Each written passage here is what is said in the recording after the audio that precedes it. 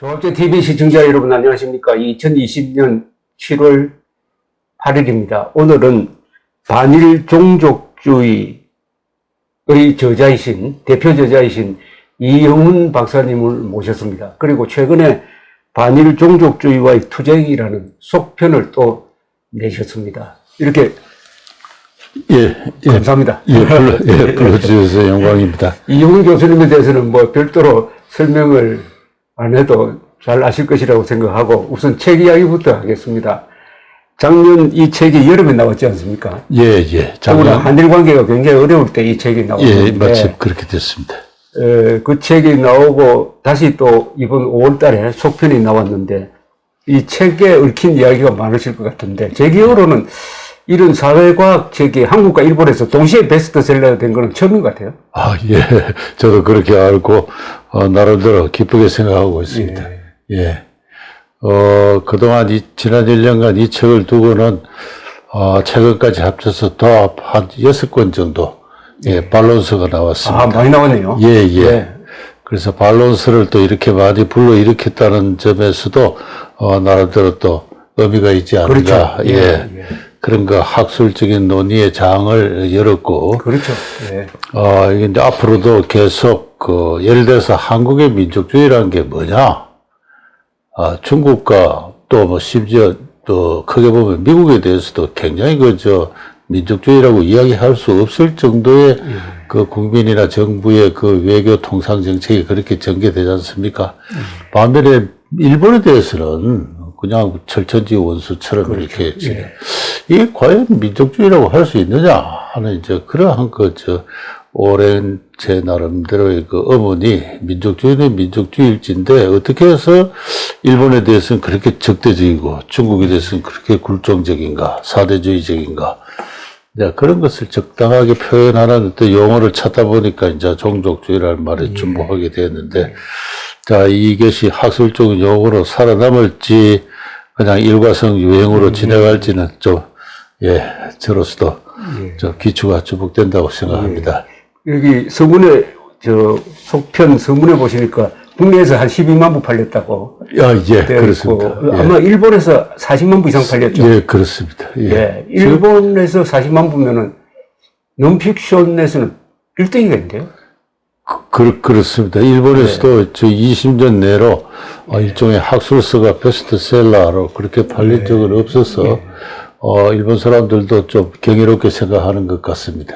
일본의 산케신문에 서울특파원을 했던 구보다 누리꼬란 분은 또 반일 종족주의를 해설하는 책을 또 썼더라고요. 반일 종족주의와 일본이. 그것도 한 3, 4만 부 팔렸다고 합니다. 그러니까요. 우선 이 반일 종족주의라는 이 명칭인데 영어로 번역합니까? 그렇죠. 이미 번역되어 있어가지고, 비판하는 논문도 나왔습니다. Anti-tribalism. Anti-Japanese tribal. Anti-Japanese tribalism. 그렇게 합니다. 그래서. 저는 이 일본에 대한 우리의 이 무조건적 적대적인 생각과 북한 정권에 대한 무조건적인 우호적인 생각을 뭐라고 표현할지 저도 고민을 했거든요. 어떤 분들은 그걸 가짜 민족주의라고 하자고 하고 저는 아니다 이거는 인종차별주의라고 해야 된다라고 했는데 이 박사님이 반일 종족주의라고 딱 하니까 이거다라는 생각이 들더라고요. 그렇습니까? 실제로 한국사를 오래 연구한 한국 사회의 고디라 할 수 있는 스위스 출신의 마르티나 도이힐러라는 여사가 있습니다. 그렇습니까? 도이힐러입니까? 도이힐러. 하버드에서 학위를 하고 영국에서 오랫동안 교수 생활하다가 은퇴하고 지금 스위스 고향에서 계시는데 이분이 몇 년 전에 아주 두꺼운 자기 평생의 한국사에 관한 연구서를 편찬하면서 기본적으로 한국 사회는 클랜 소사이어티다. 쉽고 쉬니까 시족 사회다. 사회 구성의 단위가 시족이다 하는 것입니다. 왕가도 하나의 지위가 높은 시족이었고 그 시족의 어떤 서열로서 이루어진 그러한 사회고 시족을 갖지 못하면 이제 이게 소위 말해서 쌍놈이나 종놈이 되는 겁니다. 그래서 이제 그런 그 연구소도 바탕이 되어 있고 해서 이 시족이 모이면 이제 종족이 되지 않습니까? 예. 그래서 나름대로 학술적인 근거는 앞으로 충분히 더 발전될 여지가 있다고 생각합니다. 그러니까 민족은 영어에서 네이션이나 폴크에서 번역한 거 아닙니까? 그렇습니다. 그러니까 민족 단위보다 그 밑에 하부 개념이 트라이브 아닙니까? 그죠? 그렇죠. 부족. 예. 그러니까 한국 사람들이 가지고 있는 자신들은 민족주의라고 하지만은 그것은 내셔널리즘에도 들지 못하는 그 하위 개념이란 뜻 아닙니까? 그렇습니다. 서구에서 내셔널리즘은 기본적으로 봉건적 그 신분제도, 또 교황이 지배하는 보편적 그 종교적 신학적 질서에 저항해서 그렇죠. 각 지방 국민국가 단위로 고유한 언어와 문화에 기초해서 무엇보다도 그 애국심을 고취하고 나아가서 개인의 자유를 고취하는 이제 그와 같은 그 이데올로기로 생겨난 것입니다. 그 18세기에 독일에 또는 뭐 독일권 문화권의 그 유명한 그 낭만주의 문학들을 보면 다 인간의 자유를 이야기를 하고 있습니다. 그렇죠. 예. 그러니까 민족주의와 자유가 같이 갔다 이거죠. 그렇습니다. 저 알파스 300이 생긴 이래 우리 스위스인은 자유인이었다. 예. 베토벤이 환희 성가를 부를 때도 우리는 신의 날개 아래서 자유인으로서 한 형제다 하는 그런 거. 오늘날 그 EU의 그 국가가 되어 있는 그 실러의 시. 그 전부 인간의 자유를 노래한 것입니다. 피테의 그 독일 국민의 고함이란 것도 기본적으로 독일 국민은 원래부터 자유인이었다 하는 걸 강조를 하죠. 우리 한국인들에게는 우리 유사일의 한국인은 자유인이었다는 기억이 한국뿐만 아니라 동양권에서는 불분명합니다. 그렇죠. 예, 그런 상태에서 국민국가가 만들어지고 민족이 형성되니까 그 민족이 대단히 정근대적인 어떤 정신세계, 종교세계를 그 답습하는 가운데 종족적 어떤 특질로 나타나게 된 것이고, 그래서 흔히들 민족주의라 하지만은 서구의 민족주의와는 구분된다. 예, 저는 그렇게 생각하고 있습니다. 근데 우리가 살아온 한국 현대사 속에서 이 민족이란 개념이 바뀌어간 과정을 보면은 이승만 대통령이 건국을 주도하던 그 45년에서 48년 사이에는 우리가 민족주의파로 불렸지 않습니까? 그죠? 우파가 그렇습니다. 오히려 민족파고 저쪽이 좌파였지 않습니까? 그래서 우리를 민족진영이라고 불렀잖아요. 그렇습니다. 또 그 연장선상에서 박정희 대통령이 민족중흥 아닙니까? 그렇습니다. 내세운 그 민족중흥의 기수, 조국 근대화, 그리고 그렇습니다. 이승만 대통령의 그 휘호에 자주 나오는 애국, 애족.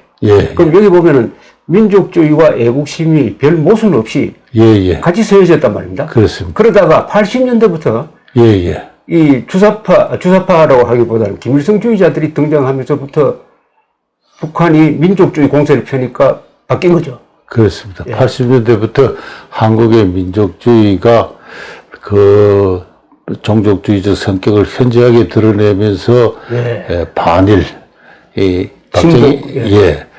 박정희 시대만 하더라도 박정희 대통령만큼 강한 민족주의자는 없었다고 생각합니다.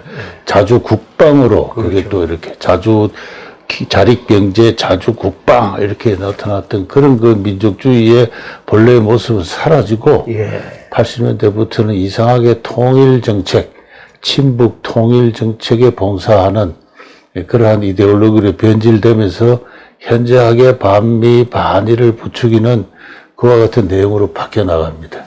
그러니까 북한의 대남 공작이 80년대부터 민족주의를 앞세우잖아요. 그죠? 그렇습니다. 공산혁명보다는 민족주의를 앞세워가지고 민족해방, 민주주의 혁명 노선으로 가니까 이게 좌파가 자기들을 민족주의자라고 부르기 시작하고 그 다음에 이 자유진영을 반민족 세력으로 몰아붙이고 그 다음에 반일로 친일로 몰고 친일로 몰게 되는 그러니까 민족주의라는 이름의 그 뜻의 도치 현상이 거꾸로 벌어졌습니다. 그 자리에서 한국의 자유우파 진영이 이념적으로 제대로 대응하지 못한 것이 오늘날의 이 혼란의 근원이자 혼란을 초래하게 되었다. 그렇게 저는 생각합니다. 하고 있습니다. 거기서 민족이라는 이름을 빼앗겨버린 거죠. 그렇습니다. 예. 예, 우리 민족끼리. 사실은 김대중 대통령이 2000년도 남북 정상회담 하면서 우리 민족끼리 그 통일을 한다 했을 때 그 우리 민족끼리는 북한 헌법에 나와 있는 말이거든요. 그 너무나 쉽게 그 말을 받아들였습니다. 그때 국회를 중심으로 해서 일대 논쟁이 벌어졌어요. 국회는 그거를 아주 달콤하게 그냥 그것을 수용하고 말았죠. 저는 대통령이 헌법을 위반했다고 생각합니다. 헌법을 우리 민족끼리 통일하자는 것과 헌법이 규정하는 자유민주적 질서에 입각한 통일을 한다는 것과 다르지 않습니까? 그 언저리부터 자유우파 진영이 이념적으로 해체되기 시작했다. 그러니까 80년대, 90년대에 진행이 되던 민족주의 도용 사건입니다. 이거 민족주의를 자기들이 민족 반역 세력이 김일성이라는 민족 반역 세력이 민족주의라는 걸 가져가 가지고 이렇게 이 담론으로 만들고 언론 지식인 사회에서 영향을 미치다가 여기 공식화돼 버린 게 6.15 선언입니다. 그렇습니다. 그러니까 우리 민족끼리 단결해 가지고 자주 통일하자는 거거든요. 그렇습니다. 6.15 선언의 1조가. 그 다음에 2항이 남측의 연합제와 북측의 낮은 단계 연방제가 공통점이 있다고 인정하고 그 방향으로 통일을 논의하겠다. 그러니까 이를 근거로 해가지고 2가 성립되거든요. 요거 합치면 완전히 북한 노동당의 민족 해방 민주주의 혁명 노선에 합수해버린 거죠. 그렇습니다. 제 사망은 우리 민족 경제를 균형 발전에 의한 공동 번영. 전부 민족입니다.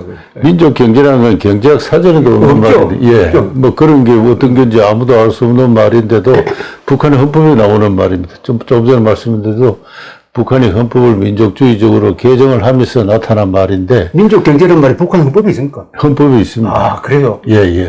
그 공동선언의 말 하나하나가 전부 북한 용어입니다. 그거를 너무나 쉽게 김대중 대통령이 그냥 받아들였다. 저는 알고 받아들였다고 봅니다. 그렇습니다. 김대중이라는 사람의 그 IQ로 봐서 그걸 모르고 받아들였을 사람은 아니고 자기가 동의했다고 봐야죠. 아무래도 그렇겠죠. 그리고 여기에 들어있는 민족 경제의 균형 발전에 의한 공동번영이라는 요 말은 그 뒤에 14선언, 노무현, 김정일, 이번에 4.27 선언에도 그대로 다 들어가 있거든요. 그렇습니까?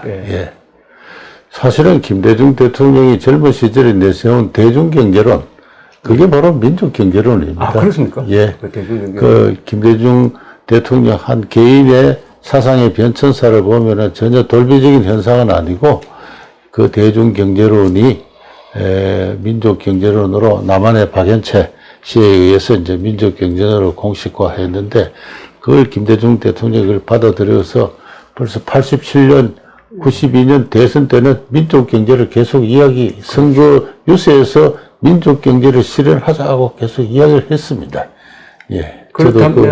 그렇다면은 김대중 씨가 가지고 있었던 이데올로기가 그냥 정직하게 6.15 선언에 반영됐다고 봐야 됩니다. 그렇습니다. 통일론도 마찬가지고요. 연방제를 한국에서 제일 처음 주장한 사람이 김대중 씨 아닙니까? 그렇습니다. 그렇다면은 김일성의 대남 공산화 전략인 민족해방,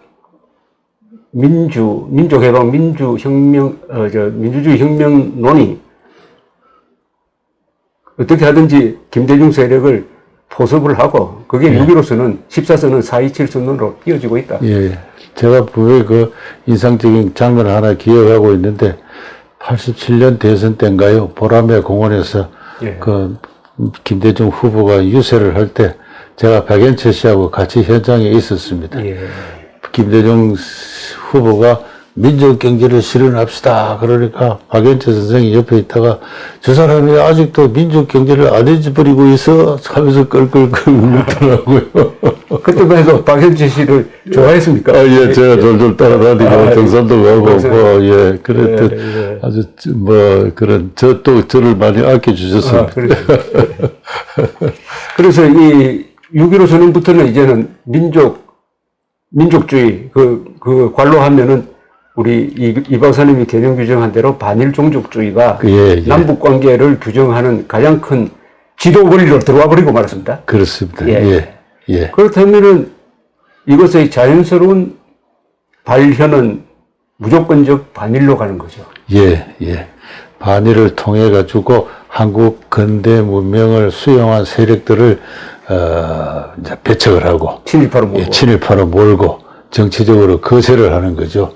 그 연장선상에서 친미 세력도 한미 동맹을 기반으로 해서 미국과의 미국이 주도하는 세계 질서에 동참하는 어떤 그런 것을 그 나라 만들기에 그 주류 흐름으로 생각해온 우리의 건국 세력들을 또 동시에 정치적으로 거세를 하고 우리 민족끼리 참 알콩달콩 그렇게 중국과 더불어 이렇게 이제 아름다운 미래를 꿈꾸는 그런 사람들이라고 봐야 되겠죠. 그런데 이제 친일하고 그다음 반일로 가면 반드시 반미로 가는데 반미로 가기에는 국내적 상황이나 한미동맹이라는 존재가 있으니까 그건 전면에 내세우지 않죠. 그러나 반일을 통해서 우회적으로 반미로 가는 거죠. 그렇죠. 기초를 야금야금 허물어 가지고 언젠가는 이렇게 저절로 이렇게 내려앉도록 하는 그런 작전입니다. 경제적으로는 이미 세계에서 상당히 규모가 큰 그런 규모를 갖고 있고 무역 의존도가 절반이 넘는 대단히 개방 경제를 갖고 있으니까 미국과의 관계가 끊어지게 되면은 대혼란이 발생을 하게 됩니다. 미국이 주도하는 세계 금융 질서, 무역 질서 속에 놓여 있는 것이기 때문에 저는 우리 좌파 정치 세력이 그 점을 너무 쉽게 생각했던 게 아닌가. 막상 하려고 봐도 저는 쉽지 않을 것이고 그 점에서 대한민국은 다시 부활할 것이다. 그렇게 믿고 있습니다만. 그러니까 이 사람들이 생각하는 반일 종족주의가 21세기 대한민국의 경제적, 안보적 현실과는 도저히 부합할 수 없는 일종의 공상이고 관념의 유의 아닙니까? 그런데 그것을 진심으로 이렇게 신봉을 할 평생을 그런 식으로 직접 훈련을 해온 사람들이 되어가지고 8월 5일 이후 이제 한 달도 안 남았습니다만은 이제 신일철 죽음의 포항제철 협력사 국내 자산을 현금화할 경우에 일본 정부도 몇 차례 공언을 했듯이 상당히 심각한 이제 갈등이 발생할 텐데 저는 조금 두려운 마음으로 무슨 일이 벌어질지 좀 걱정하고 있습니다. 이번에 존 볼턴 회고록을 읽어보니까 이 트럼프 대통령이 정상회담 때 문재인 대통령을 만나가지고 한일 관계에 대해서 앞으로 어떻게 하겠느냐 하니까 문재인 대통령이 역사 문제가 미래에 개입을 해서는 안 된다고 생각한다. 그런데 일본이 가끔 자꾸 역사 문제를 가지고 외교 정점으로 삼는다. 이렇게 이야기해요. 그러니까 볼턴이 옆에다 자기 소견을 딱 써서요. 그게 아니고 문재인 대통령은 다른 한국의 정치인들처럼 국내 사정이 어려우면은 역사 문제를 꺼내는 사람이다. 라고 딱 썼더라고요. 맞습니다.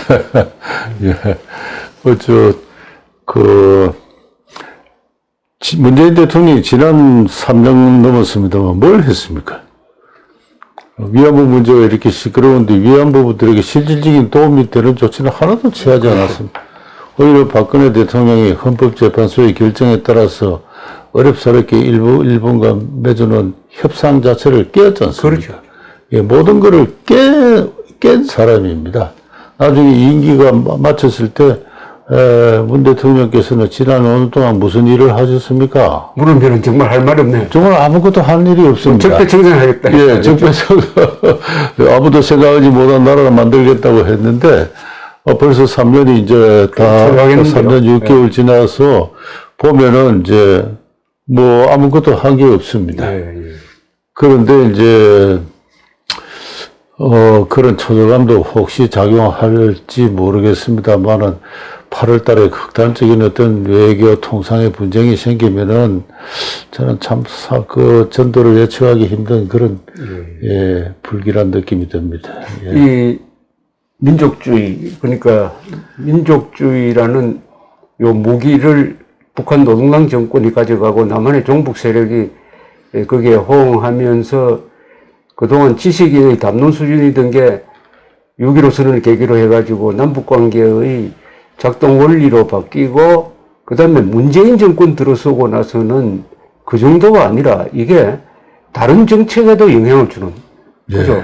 예. 이 모든 것의 근본이 되어버렸습니다. 예. 민족, 모든 걸 민족으로 앞에 내세우고 그렇습니다. 예. 안위를 따라 붙여버리면은 예. 한국 사람들의 70%가 보통 선동에 넘어가더라고요. 아, 그렇습니다. 그럼 제가 70%라는 이유는 이겁니다. 작년에 일본에 여행 가지 말자 예, 예. 하는 선동이 있었지 않습니까? 예, 예. 예. 그건 말도 아니다. 일본에 여행을 안 가면은 손해보는 게 한국 사람이다. 한국 여행사, 예. 항공사. 그러면은 그 말도 아니다는 대답이 70%가 나와야 되는데 호응하는 사람이 70%가 나와요. 예. 그래서 여행객이 70% 줄어버리지 않습니까? 예, 예. 그러니까 아직도 이 반일 종족주의는 굉장히 힘이 셉니다. 그렇습니다. 가장 막강한 선동력을 발휘하고 있고, 그거 믿고 이제 계속 그 여러 가지 정치적인 어떤 그 공작을, 저희 반일 종족주의 저자들에 대한 어떤 매도와 공격도 멈추고 있지 않은 것 같습니다. 예. 예. 그러나 이 책이 한국에서 12만 부, 일본에 40만 부 팔리고 또 이 책을 가지고 선생님이 여기서 당당하게 이야기할 수 있는 만큼 한국은 아직도 자유가 있는 거죠. 예, 예. 아직도 자유가 있는데, 자, 불행하게도 지난 7월 2일에 그 송영길 의원, 예. 국회 그 외통위원장. 이 그 강태정 변호사라고 나눔의 집, 예. 전담 변호사와. 양태정이죠. 양태정. 예. 예. 그렇게 해서 이 반일 종족주의는 도저히 묵과할 수 없는 역사 왜곡이다. 예. 그대로 두고 보고 있을 수 없다. 그래서 이들을, 저를 포함한 저자 3인을, 고소하겠다 해서 어제 고소를 했습니다. 예. 예. 그래서 이제, 사실은 이게 뭐 무슨 이야기를 하든 간에 이 학문과 사상의 자유는 그렇죠. 민주주의의 가장 중요한 요건 가운데, 핵심적인 요건 가운데 하나인데, 뭐 저희들이 무슨 뭐 정치적 어떤 목적을 가지고 한 건 아니지 않습니까? 예.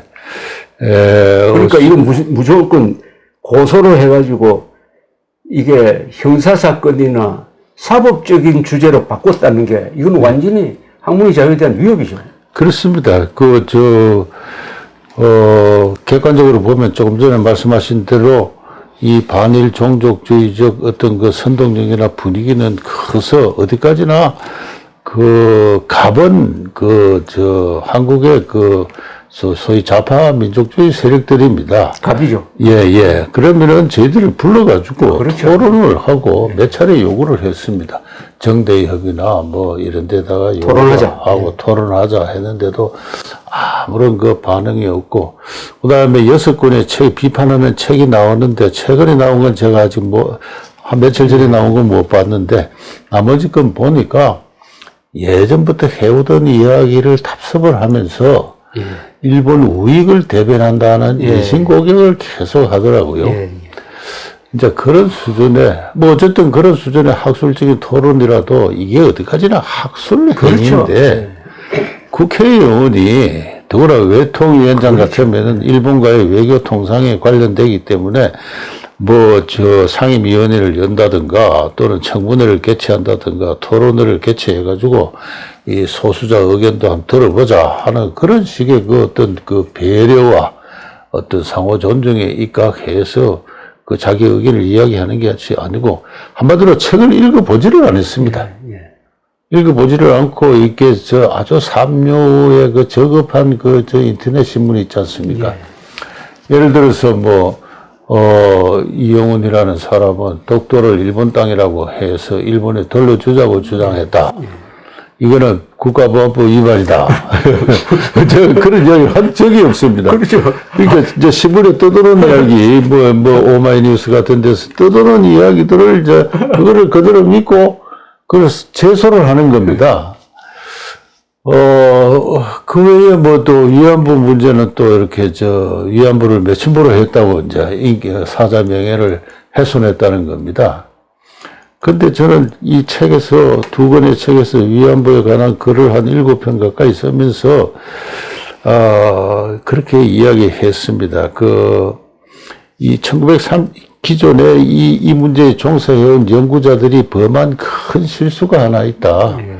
그것은 37년과 45년 일본군 위안부 제도가 운영된 그 기간의 역사를 거두절미하고 그것만 마른 하늘에 벼락치듯이 어느 날 포로 수용소를 지어놓고 잡힌 포로를 가두는 식으로 길거리 일하는 여자들을 잡아와서 가두는 식으로 그렇게 해서 감금하고 폭행하고 강간하고 나중에는 또 학살하고 하는 그런 식의 이미지가 전제된 위에서 그게 아니라고 하니까 그렇다면 일본군 위안부가 매춘부란 말이냐 이런 식으로 이제 인신공격에 좋은 수단을 이제 예전부터 정가의 보도로 휘둘러 왔던 것이죠.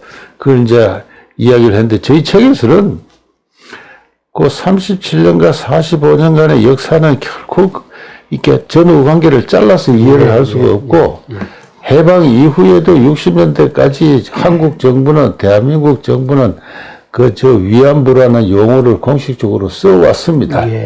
그래서 위안부의 재해 역사는 이후에도 20년 이상, 건 30년 가까이 이어졌고, 그 다음에는 이건 주로 일본 역사학계의 성과입니다. 근대 공창제가, 근대 유럽 각국의 공창제를 운영을 했는데, 그 공창제는 본질적으로 군 위안부 제도의 성격을 갖는다. 그래서 37년의 그 사건은 갑자기 생겨난 것이 아니라 조선 총독부가 초창기에 실시한 공창제의 연장 형태로 그것을 보다 조직적으로 전선에 배치를 한 그 같은 것이다 하는 것이 일본 학계가 공유하는 연구 성과입니다. 제가 그걸 전면적으로 도입했죠. 국내에서는 그걸 좀처럼 그동안 잘 도입을 안 해왔습니다. 여기는 끌려가고 강간당하고 폭행당했던 그런 성노예의 역사인데 공창제라는 웬 말이냐. 그러나 저는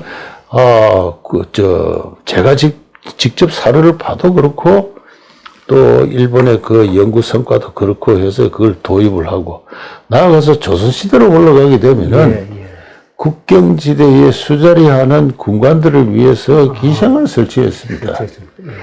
그래서 우리 역사 속에 저변에 흐르는 큰 연속성 위에서 일본군 위안부 문제를 봐야 된다. 이게 이제 제 연구의 가장 핵심적인 요지입니다. 요지고, 그래서 국내외 연구 성과를 이렇게 이제 아우르고, 했는데, 그거를 끌려가고, 감금당하고, 강간당하고, 학살당하지 그걸 부정한다고 해서 위안부냐, 매춘부였단 말해야 하느냐, 이런 식으로 이제 상대방을 이렇게 올가매는 식의 종족주의적 선동술이죠.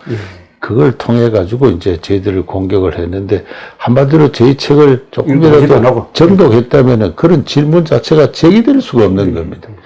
그래서 저는 결론적으로 위안부 제도라는 거는 남성, 또 가부장 권력, 또 국가, 군대를 포함해서 이러한 지배 권력 연합이 하청, 빈곤, 계층의 여인에 대한 성지배와 약취, 그의 역사가 1937년, 45년에 당대의 하청, 가난한 계층의 딸들에게 강요한 어떤 슬픈 운명으로 일본군 위안부 제도를 이해를 해야 된다. 그렇게 결론을 맺은 겁니다. 저는 그 결론 자체에 아무런 하자는 없다고 생각하고, 또 일본에서 막상 그동안 위안부제를 연구해온 사람이라든가, 그다음에 국내에서 또 위안부제를 연구한 사람이 그 자체를 비판한 사람은 아직 없습니다.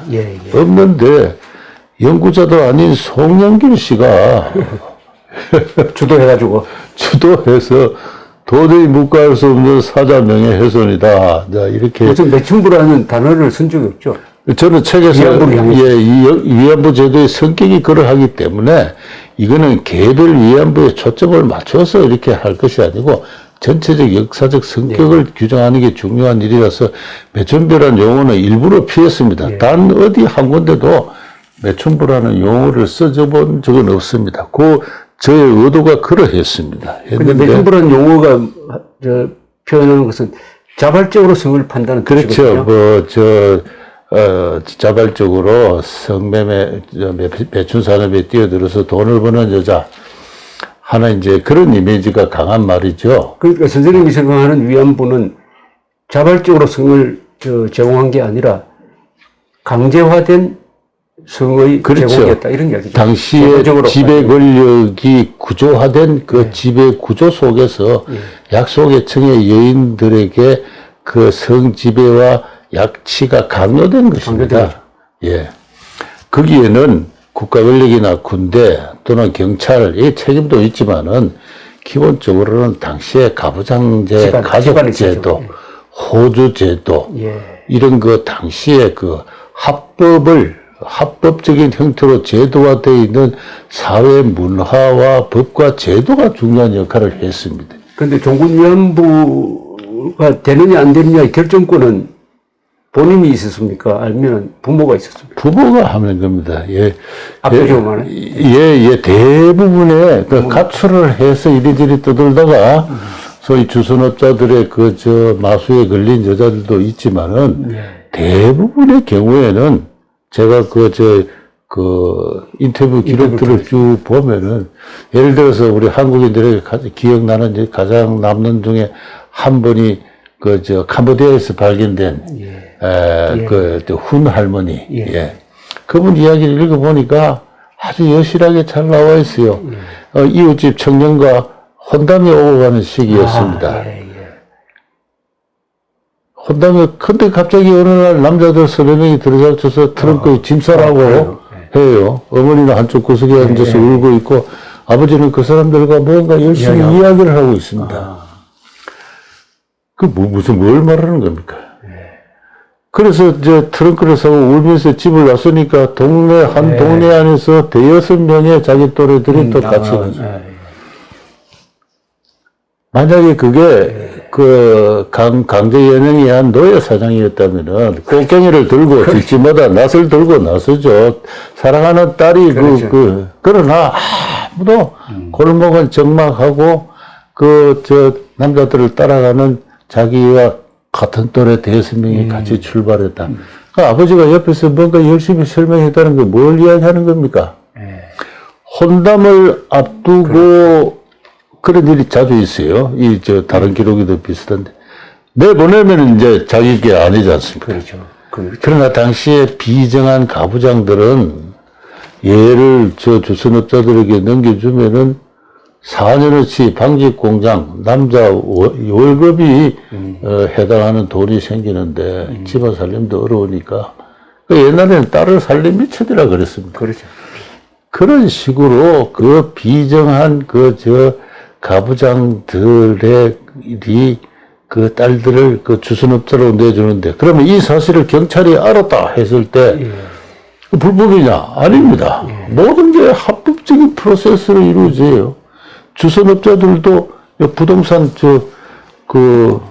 허가 내고 하듯이 주선업자의 면허를 얻고 상호를 내걸고 이제 그렇게 하는 겁니다. 그런데 처녀가 가서 종군 위안부로 일한다는 거를 모르죠. 부모는 알았습니까? 부모는 알았죠. 알았다고? 저는 알았다고 봅니다. 그럼 딸에게는 이야기 안 했겠죠? 딸에게는 차마 어떻게 이야기를 할 수가 있겠어요. 그러면 업자는 알았겠죠? 업자야 원래 그런 걸 직업으로 하는 사람이니까. 이게 한 3년 정도 된 일인데, 그 당시 동남아시아에서 그런 수요가 발생을 하니까, 업자들이 그 춘궁기에 농촌을 다니면서 그런 식으로 전차금을 제시하고 딸들의 취업 동의서를 받아냅니다. 그러면 인감증명도 들어가고 호적 등본도 들어가고 그리고 상당에게 전차금을 제시하고 그 근거를 개최해서 당해 경찰서장은 여권도 발급하고 뭐 하는 이제 이러한 그 프로세스를 거쳐서 가는 거예요.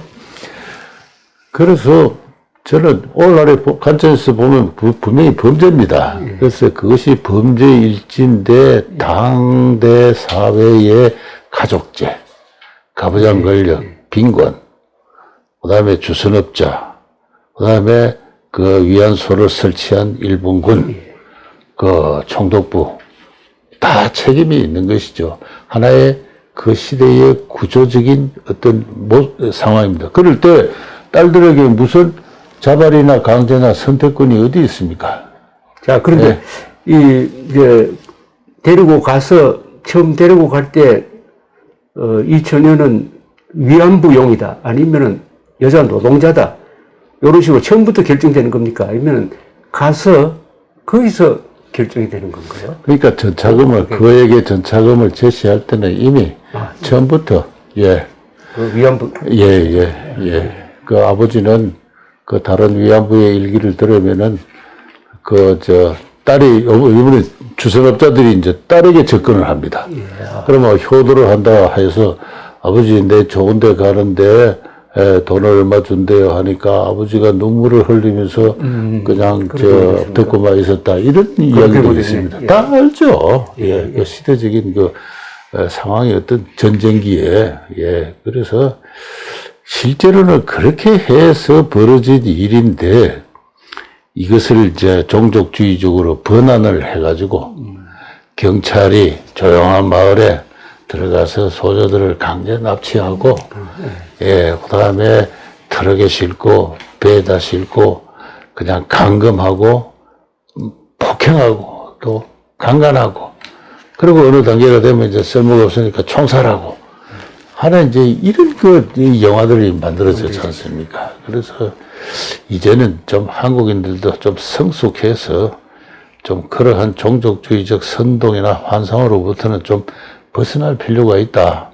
제가 욕을 먹을 각오를 하고 그렇게 쭉 다 썼습니다. 자, 우리가 무슨 송영길 씨가 이거를 학문적 토론의 장에서 완전히 형사사건으로 만들어버린 겁니다. 그렇습니다. 더구나 국가보안법 위반이라는데 국가보안법 위반은 반국가단체를 도와주기 위한 일본이 반국가단체일 리는 없고 거기서 상징하는 반국가단체가 누군지 도대체 성립이 안 되는데 그 다음에 여기서 하지도 않는 매춘부라는 걸 말을 만들어내가지고 했다는 거는 우선 고소했다는 게 이게 반정치적이고 반언론 자유적인 데다가 사실까지 조작을 했으니까 여기에 대해서 이제 어제 대응을 하신 거죠? 어제 아침에 이제 프레스센터에서 기자회견을 했고 마침 또 조갑지닷컴에서도 기자가 나와주셨고 그렇게 해서 지금 소장을 쓰고 있습니까? 준비하고 있습니다. 그래서 가능하면 금주 중으로 금요일 내로를 접수를 해서 이런 식의 아무렇게나 소송을 제기하고 상대방을 골탕 먹이고 말이 아닙니다, 이거는. 벌써 몇 년을 가지 않습니까? 그러니까요. 필요합니다. 아니면 말고 식의 이런 식의 호송의 풍조, 상대방을 괴롭히기 위한 단지 그 목적만의 이제 풍조는 좀 이제는 그만둬야 된다 하는 그런 취지에서 저희들도 이 송영길 의원과 기자회견문을 작성한 강태정 양태정 아닙니까? 양태정. 제가 자꾸 양태정 변호사를 명예훼손, 허위사실 유포에 따른 명예훼손죄로 이렇게 이런 걸 묵어는 안 됩니까? 그거는 좀 무검지 이것도 명예훼손이겠다. 어쨌든 맞고소를 한 겁니다, 그죠? 국가보안법으로 이제 저 사람들이 이제 어제 소장을 제출했는데 이제 그게 이제 검찰을 통해서 저희들한테 오겠죠. 그렇게 보면 이제 구체적으로 누가 고소의 원고가 되는지 무슨 혐의로 고소를 했는지 이제 알 수가 있는데 기자회견만으로는 국가보안법으로도 그렇습니다. 기자회견에서 그렇습니까? 예, 보셔야 알겠습니다. 이제 확인. 에서 찾은 영토를 일본에 돌려주라 했다. 독도를 돌려주라 했다는 건데 그런 말 여기 어디에도 없습니다. 저도 예. 없습니다. 예. 그리고 하여튼 이게 절대 이런 풍조를 여기서 끊어야 될 게 지금 말씀한 대로 아니면 말고식으로 예.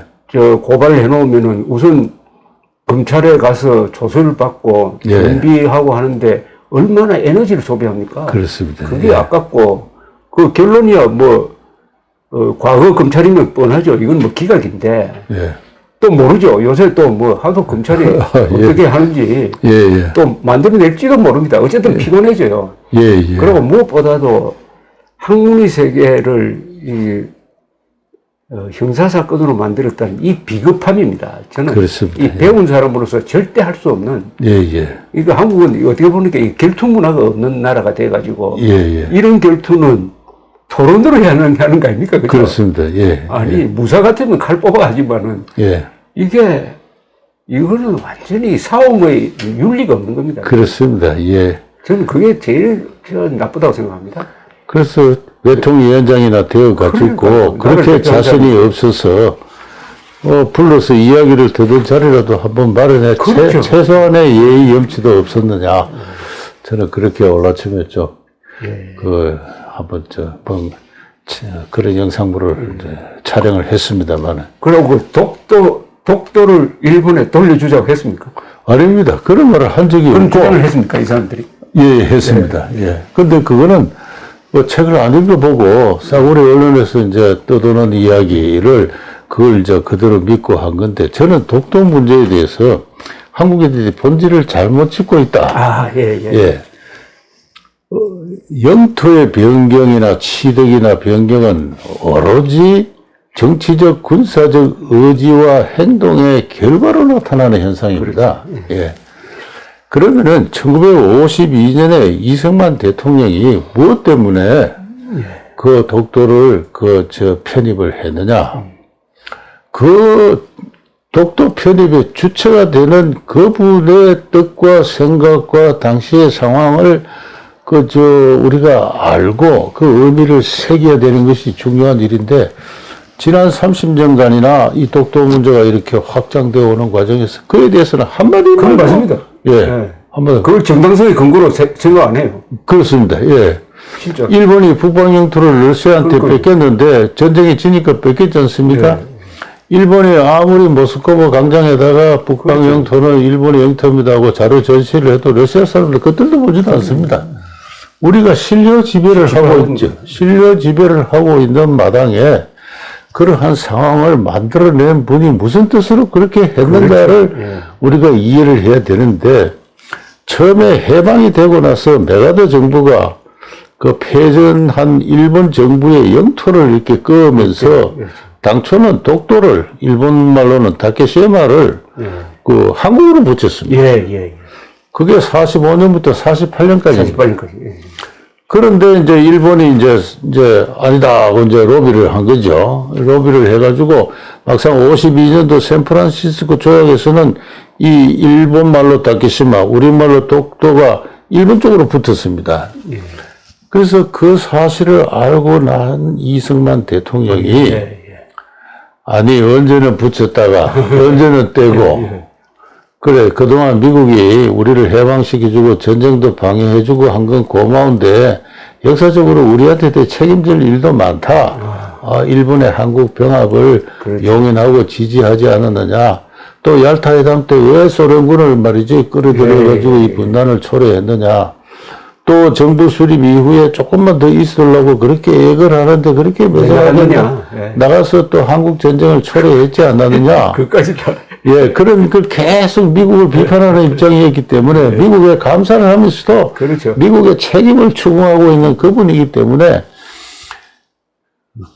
전격적으로 이승만 안을 발표해서 미국 정부가 한국 정부에 이거는 일본 땅이라고 통보했습니다. 당시 그 국무부의 러스크 차관보가 했는데 그러한 미국 정부의 공식적인 그 통보가 있음에도 불구하고 그거를 무시하고 전격적으로 독도를 편입을 했는데 저는 책에서 그것은 이승만이 아니면은 다른 어느 정치가도 할 수 없는 미국의 높은 코를 세게 비틀었던 일대 심술이자 강대국 미국과 일본을 상대로 해서 신생 대한민국의 국격을 보존하고 정신적 독립의 의지를 천명한 쾌거였다.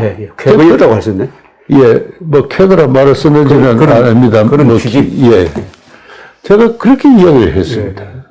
그런데 후대에 이 국경 분쟁을 역사학자가 나서가지고 맞습니다. 역사학자는 국경 분쟁에 이 조연에 불과합니다. 그렇습니다. 주연은 정치죠, 군사죠. 삼국 사기나 세종실록 지리지나 뭐 고려사나 동국여진성남 뭐 정부 문헌비고 이렇게 꺼내가지고 설명하는데 제가 보기에 그게 다 설명력이 없다는 겁니다. 제가 그거를 조목조목 다 이야기를 했습니다. 지도를 봐도 그렇고. 그래서 허소한 옛날 문헌을 내놓고 일본인의 비웃음을 초래하면서까지 그렇게까지 구차스럽게 독도 고유 영토설을 낼 일이 아니고 원래 그 편입했던 그 이승만 대통령의 정치적 군사적 의지와 그 의미를 생각해야 된다. 그 주장을 계속 했습니다. 그런데 저를 보고 그 일본 땅이니까 돌려주라고. 그러니까 책을 읽을 능력이 없는 그 얄팍한 기자들이 아무렇게나 쓴 것을 그냥 그대로 캡처한 겁니다. 상식적으로 생각하면 이승만 대통령을 연구하시고 이승만 학당을 운영하시는 분이 이승만 대통령의 위대한 결단의 작품인 독도를 돌려주라고 이야기했겠는가 하는 그런 기초적인 사고도 안 되는 모양이죠. 그래서 사물을 바라보는 관점이 또 이해하고 분석하고 설명하는 그 관점이나 능력 자체에 심각한 어떤 하자가 있다. 저는 그렇게 생각을 합니다. 독도 이야기가 나왔으니까 말씀인데요. 2005년인가 문해춘추에서 이 독도 문제 가지고 토론회를 하자고 그러더라고요. 그래서 저하고 일본에 있는 홍영 씨가 한국을 대표해서 가고 일본의 그 사쿠라의 요시코라는 사람하고 또 다른 기자 출신이 2대2로 붙었는데 이게 주로 고대 문헌 가지고 이야기를 하더라고요. 그래서 그 자리에서 제가 똑같은 이야기를 했습니다. 실료적 지배가 제일 중요한데 간단하게 말하면 이승만 대통령의 평화선에 의해서 우리가 지금 가지고 있다. 가지고 있는 걸 어떻게 뒤집느냐. 불가능하지 않느냐. 한미동맹체제에서 이거 뒤집으려면 군사력을 동원해야 되는데 그러면 한국과 미국이 손잡고 일본하고 전쟁해야 된다는 이야기인데 그래서 여기서 끝내자고 했는데 지금 말씀하신 딱 그거네요. 그렇습니다. 실효적 지배. 그런데 하나 진짜 궁금한 게 독도를 우리 역대 민족사의 신라부터 시작해가지고 실효적 지배 한 적이 있습니까? 없습니다. 없습니까? 독도에 사람이 상륙을 하거나. 그게 없습니까? 그 다음에 그 독도의 그 정확한 지형. 조사를 한다. 지모를 이렇게 조사하고 그린 사람이 아무도 없습니까? 조선의 관리가 거기에 가본 적이 없습니다. 그리고 일본은 있습니까? 실효적 지배? 그거는 일본의 시마네현. 지방정부에서는 독도에 관한 지도도 있고. 그리고 사람은 안 살았잖아요. 사람은 살 수가 없는 것이죠. 다만 실효적 지배라면 러일 전쟁 이후에 일본이 점령한 거. 러일 전쟁 이후에 거기다 이제 막루를 세웠습니다. 그 러시아 함대를 감싸기 위한. 그러면서 이제 거기에 물개가 많이 사니까 그 시마네현 그 오키 섬의 어부들이 물개를 서로 포획을 하려고 경쟁을 하다 보니까 서로 손해가 나고 하니까 나가이 여사라는 분이, 나 이거 이 독도 물개잡이 특허를 대한제국 정부에 내겠다. 해서 이제 이렇게, 내가 이렇게 행동해도 좋으냐고 동정에 올라가가지고 이제 그 농산공부의 그 관리들하고 상의를 하니까 이 농산공부 관리들이 그동안 일본 수도 그 독도의 존재가 애매했습니다. 그래서 그게 과연 대한제국의 영토냐? 자기들끼리 이제 그때부터 이제 연구를 하기 시작해서 이제 이게 대한제국의 영토로 신료, 지배, 점거, 이용된 바가 없다. 결론을 내리고 이제 편입을 시켜버린 거죠. 1905년에. 그런데 제가 요번에 이렇게 이번에는 중요한 사료들을 거의 다 막론을 해서 했는데, 울릉도에서 독도가 보입니다. 그렇죠. 아주 날이 청명한 날, 10분의 1의 확률로 아침 시간에 1시간가량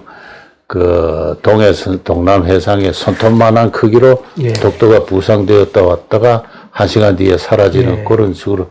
따라서 울릉도에 오래 사는 사람은 독도를 이렇게 봅니다. 늘 보는데, 바로 그때부터 1900년부터 1912년 때까지 울릉도 주민들은 우산도를 찾기 위한 탐험대를 조직합니다.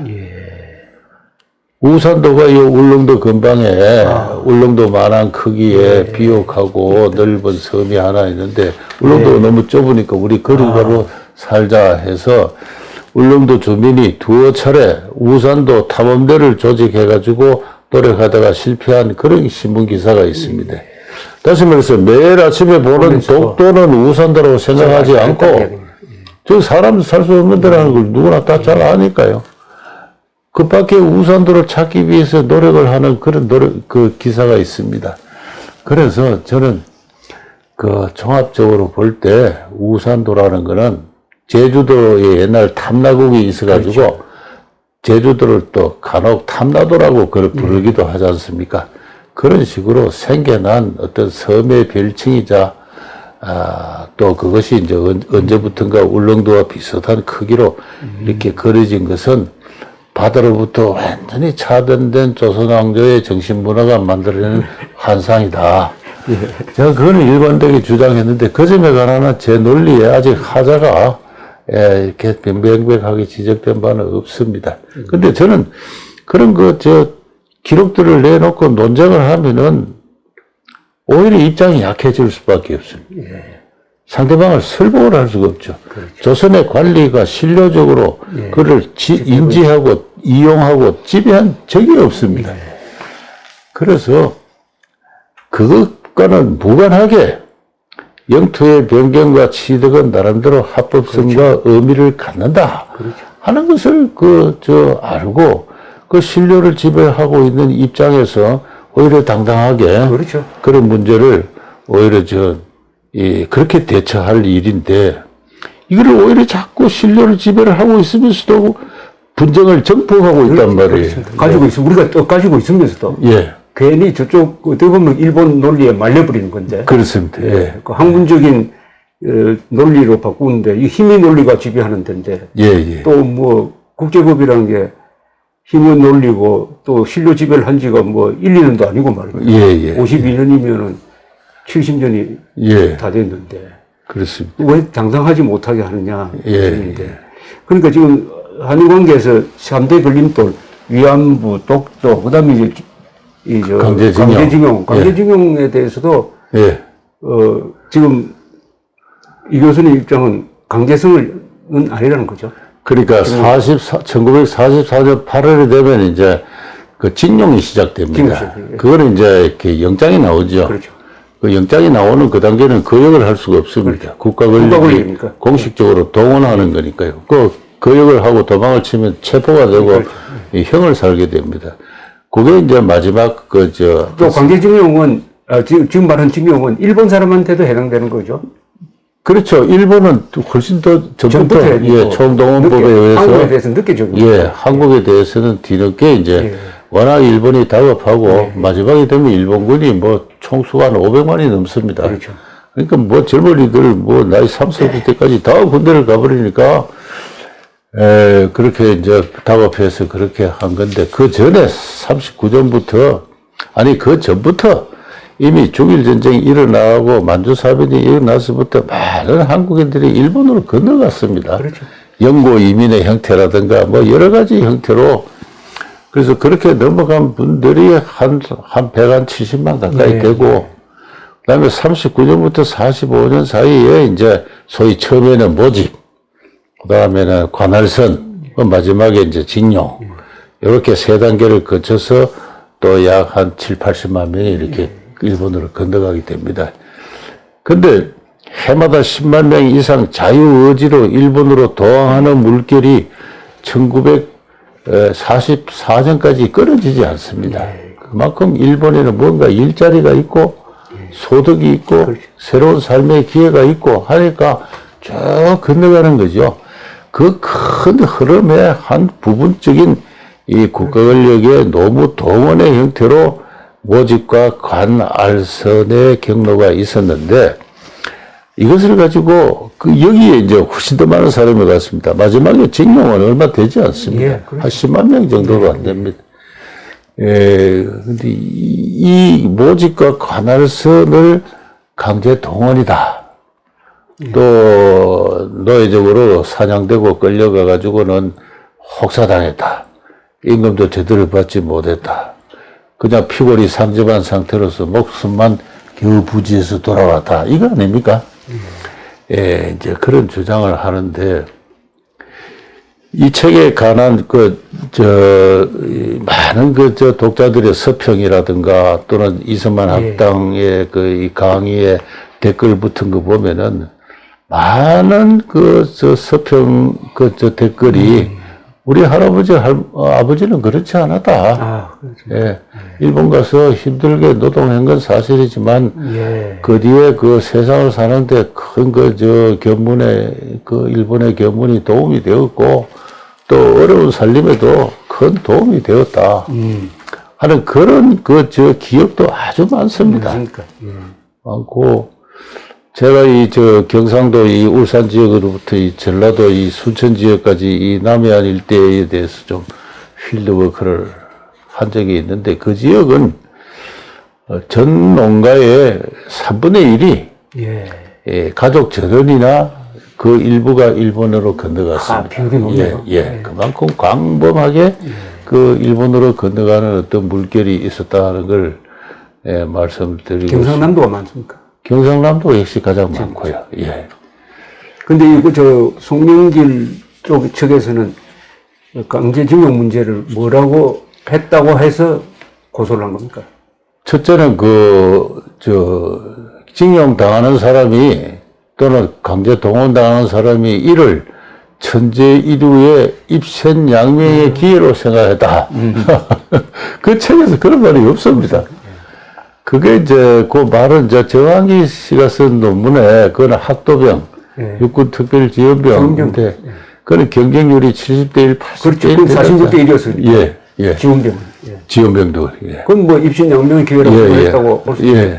뭐 박정희 대통령도 왜 만주에 갔습니까? 긴 칼 차고 군인이 되고 싶어 갔지. 그랬지 않습니까? 당시 일본 군인은 최고 엘리트 계급이고 신분이니까, 그렇게 갈 수 있는 기회가 이제 이렇게 부여되었을 때, 이제 업무하는 사람의 심리 상태를 표현한 말인데, 그걸 갖고 노무 동원에까지 적응을 해서, 노무 동원은 주로 무학들입니다.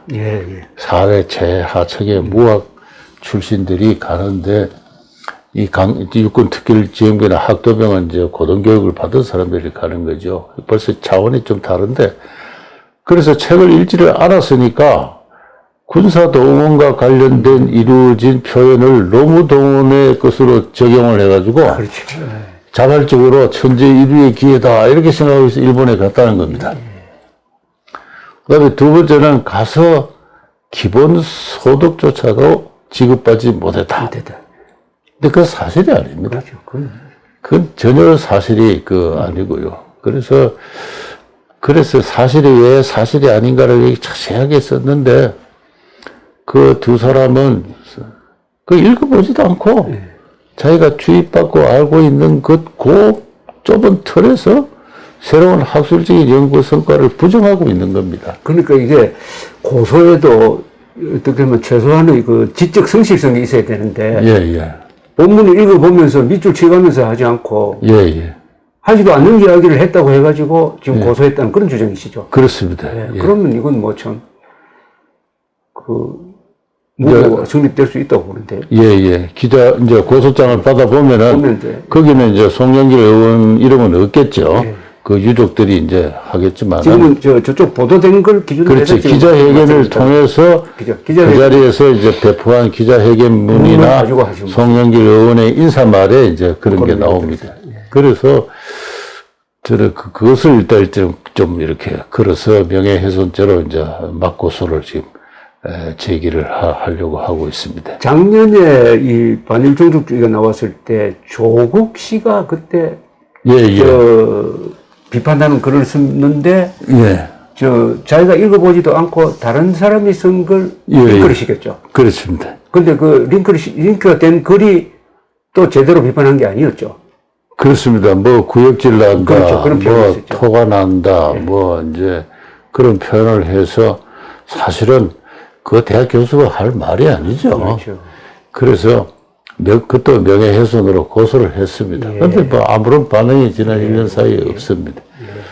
뭐 요번에도 그렇게 되지 않을까 예측은 하고 있습니다만은 어쨌든 뭐 두 사람은 책도 읽어보지 않고 허위의 사실을 유포함으로써 학문에 종사하는 저희들의 명예를 훼손한 건 사실이니까 일단 괴롭히기 위한 목적만의 이 호송의 풍조, 이 소송을 절개하는 이 풍조 자체를 좀 척결하는 의미에서도 지금 맞고소를 지금 하려고 하고 있습니다. 괴롭히기용 고소고발 남발이네. 괴롭히기용 고소고발 남발. 그건 이제 다른 사람한테는 심리적 압박은 될 겁니다. 아, 우리 말 조심해야 되겠다. 이렇게 되지 않을까요? 아니, 이 학문의 세계에는 말 조심하면 발전이 없잖아요. 그죠? 그렇습니다. 말을 함부로 해야지. 우리 한국, 이 사회과학이나 인문사회과학계가 발전을 못하는 중요한 이유가 내부 검열에 걸려있기 때문에 자기 선배들 이야기에 대해서는 전혀 잘못됐다 하더라도 그걸 이야기를 하지 못합니다. 그 대신 좌파 진영에서는 말을 함부로 하고 뭐 선생님 같은 분이나 저를 향해서 거부라고 하고 친일파라고 자기들은 말 함부로 하고 그 사람들 보고 당신은 친북이다 종북이다 뭐 이런 이야기하면 고소로 대응을 하고 이게 비례관계가 맞지 않아요. 그렇습니다. 전문적인 싸움꾼들이